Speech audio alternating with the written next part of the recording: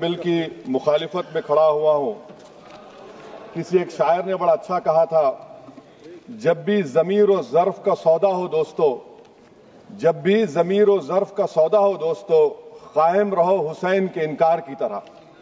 Sir, ये वक्फ तरमीमी bill Bharat के गयूर मुसलमानों के ईमान पर, इबादत पर एक हमला है।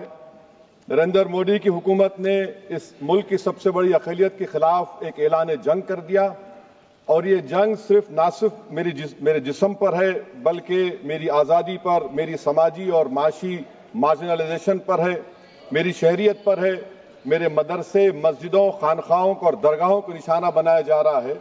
और ये हुकूमत सच्चाई को नहीं बयान कर रही है कि ये तरमीमी बिल से मुसलमानों का तहफ़्फ़ुज़, तरक्की और गुर्बत का खात्मा होगा। ये सरासर झूठ है। सर, अगर आप आइन के आर्टिकल 14 को देखेंगे तो उसमें लिखा हुआ है इक्वल प्रोटेक्शन। अब आप देख लीजिए सर कि हिंदू, सिख और जैन को और बौद्ध को उनके एंडोमेंट में तहफ़्फ़ुज़ मिलेगा, क्योंकि उनका एंडोमेंट बाय यूजर बरकरार है और उनका एडमिनिस्ट्रेशन उनके हाथ में होगा कि गैर हिंदू या गैर उनके मजहब का आदमी दान भी दे सकता है उनके लिए, और एंडोमेंट बोर्ड का तहफ़्फ़ुज़ भी मिलेगा, क्योंकि उसके ऊपर ओवरराइडिंग क्लॉज अप्लाई नहीं होगा, लिमिटेशन का कानून उस पर अप्लाई नहीं होगा।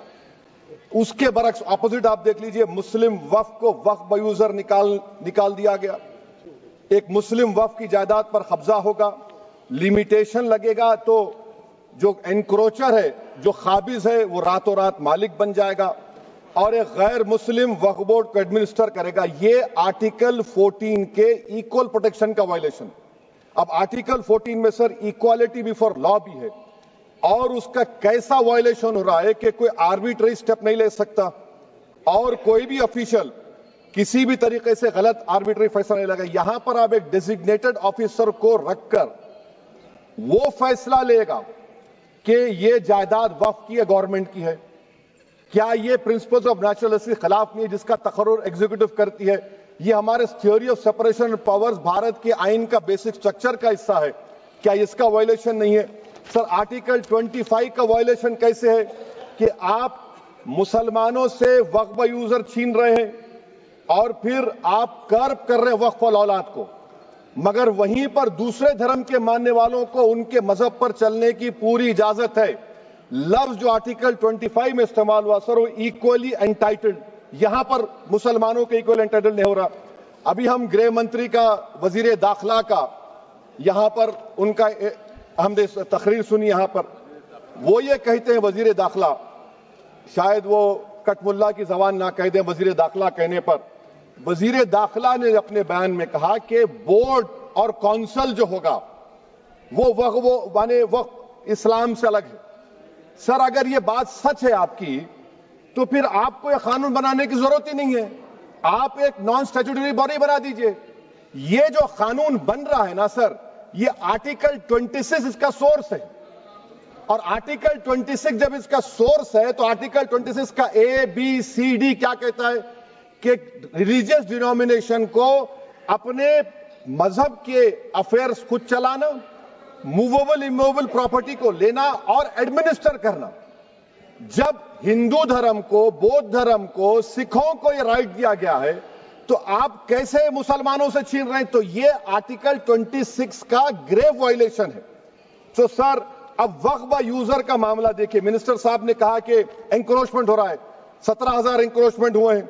तो यही नरेंद्र मोदी की हुकूमत ने 2014 में उस वक्त के मंत्री ने एक Waqf properties eviction of unauthorised occupants bill को इंट्रोड्यूस किया।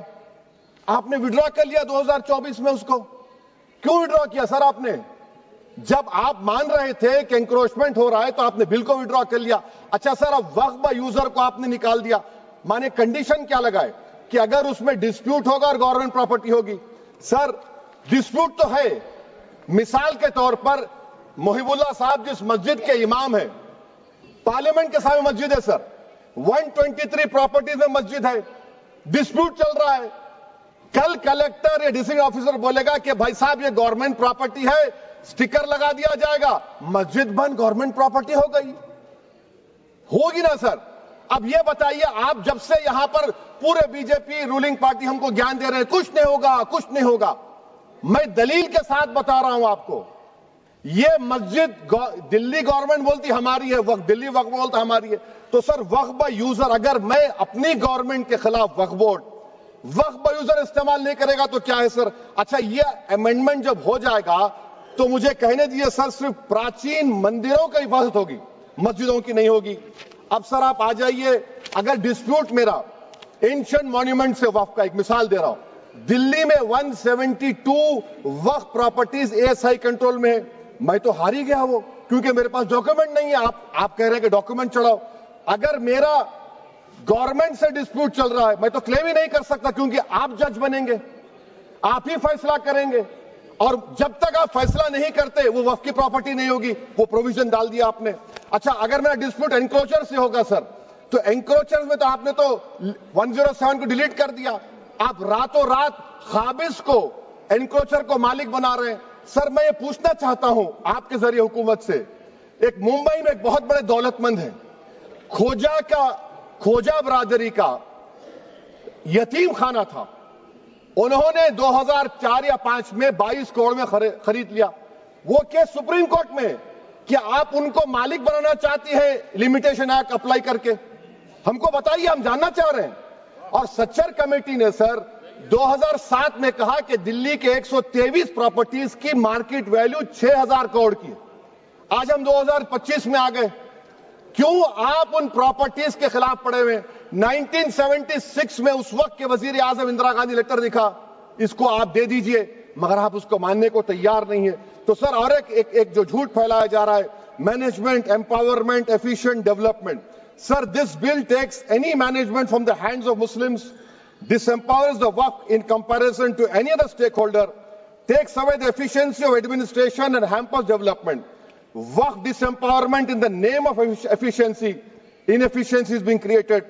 The progress of development from pre-independence till today is sought to be destroyed. Sir अभी हमारे होम मिनिस्टर साहब ने फजल पुकाया केस का जिक्र किया। सर मैं आपसे गुजारिश करूंगा कि होम मिनिस्टर जरा अच्छे लोगों को रखकर इंफॉर्मेशन ले। फजल पुकाया का ऑबिटर क्या है? इट इज ऑबिटर, वो रेशियो डेसेंडेंटाई नहीं है जो आपने कहा है। अच्छा सर, शेड्यूल ट्राइब के बारे में कहा, क्या शेड्यूल ट्राइब में मुसलमान नहीं होते? शेड्यूल कास्ट में नहीं होता मुसलमान, शेड्यूल ट्राइब में मुसलमान होता। तो क्या आर्टिकल 25 मेरा चला गया, आर्टिकल 26 चला गया, आर्टिकल 14 चला गया, 15 चला गया, 29 चला गया? लक्षद्वीप का एक मुसलमान एमपी है, क्या उसको राइट नहीं है क्योंकि ट्राइबल है? क्या कह रहे हैं आप? इस ऐवान को क्यों गुमराह कर रहे हैं आप शेड्यूल ट्राइब के नाम पर? सर और एक चीज जो आपको बता रहा हूं सर, अब आप जब आर्टिकल 26 से मेरा सोर्स है, तो आप सेंट्रल वक्फ काउंसिल में 22 में से 11 आप नॉन मुस्लिम को बना सकते हैं। रिलीजन न्यूट्रल आपने कह दिया, और आप बनाएंगे, क्यों बनाएंगे आप? स्टेट वक्फ बोर्ड में 7 नॉन मुस्लिम होंगे और 4 मुसलमान। क्यों होंगे? क्योंकि आप लॉ में 95 में डायरेक्ट मैनेजमेंट में ले सकते हैं 5 साल के लिए। आप वक्फ बाय यूजर को आप कलेक्ट डिस्ट्रिक्ट ऑफिसर बोलेगा ये वक्फ की प्रॉपर्टी नहीं है, तो वो वक्फ बोर्ड खामोश बैठ जाएगा, कुछ एक्शन ही नहीं लेगा, क्योंकि वो आपके प्यादे हैं। अच्छा, जब आप नॉमिनेट करेंगे सर मैं मोदी गवर्नमेंट के खिलाफ नो कॉन्फिडेंस ला सकता हूं, मगर वक्फ बोर्ड का चेयरमैन जो नॉमिनेट होगा उसके खिलाफ नो कॉन्फिडेंस नहीं ला सकते, हम बिल्कुल नहीं ला सकते। क्या मजाक है बताइए आप? ये डेमोक्रेसी है। नॉमिनेट भी स्टेट गवर्नमेंट करेगी, वो अगर डिक्टेटर बन जाएगा जैसा आज भारत में हो रहा है, तो वो भी नहीं हटेगा।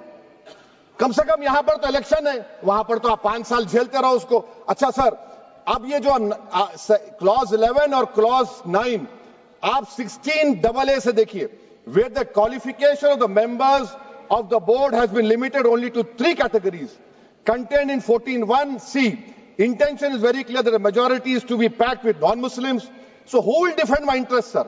If I cannot depend on the state waqf board, central waqf council, which are going to comprise non-Muslims, this in itself is a clear violation of Article 26, 14 and 15, sir. अच्छा सर, CO पहले 95 act में था कि word मुस्लिम, आपने गायब कर दिया उसको। अरे आखिर क्यों इतनी नफरत है आपके लफ्ज मुसलमान से?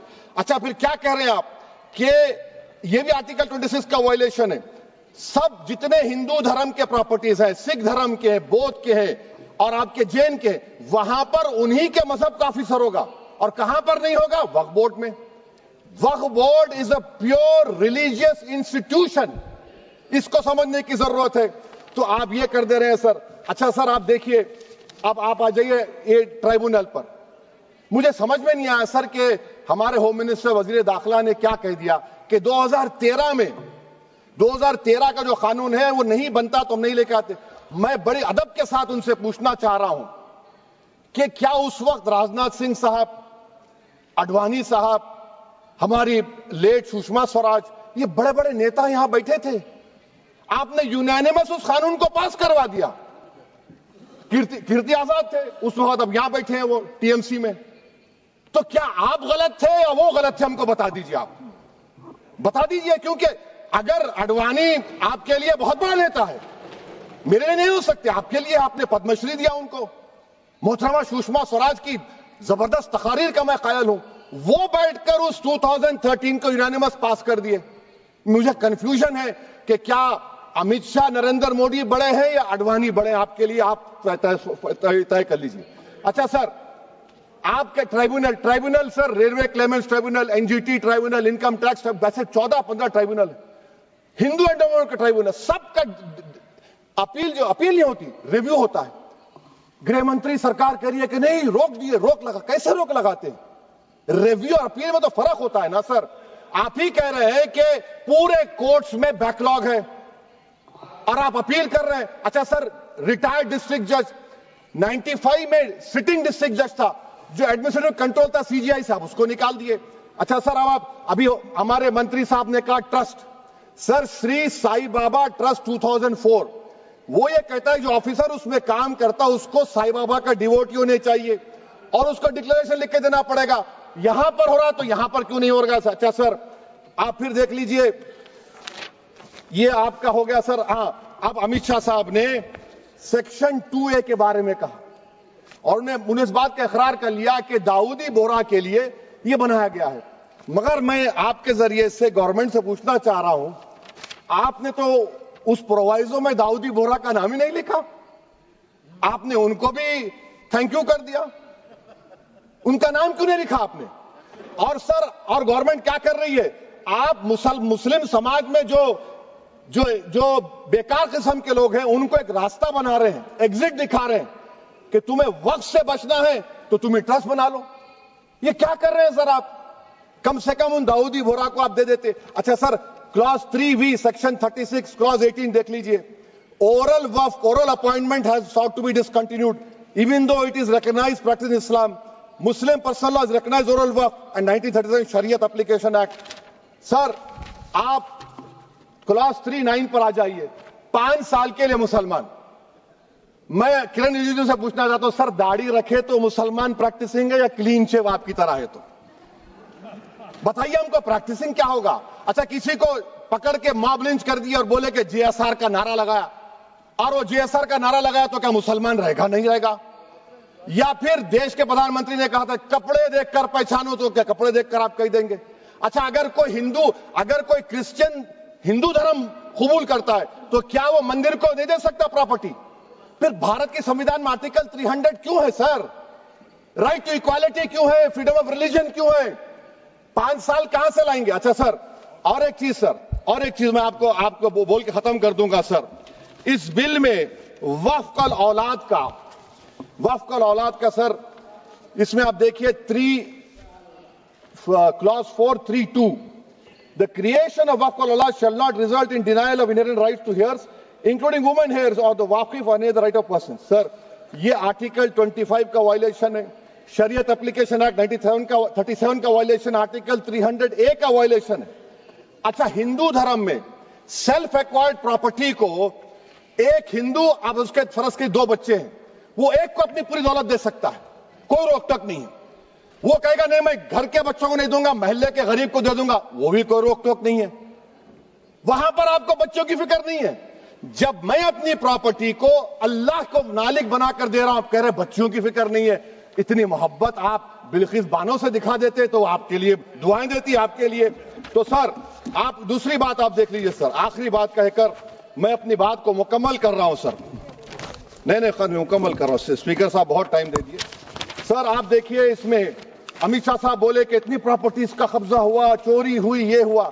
सर क्लास 2652A सेक्शन, अगर कोई प्रॉपर्टी बेचता है 2 साल की सजा थी, आपने क्या कर दिया, उसको 6 महीने कर दिया। नॉन बेलेबल था, आपने बेलेबल कर दिया। सेक्शन 40 की बात करते हैं।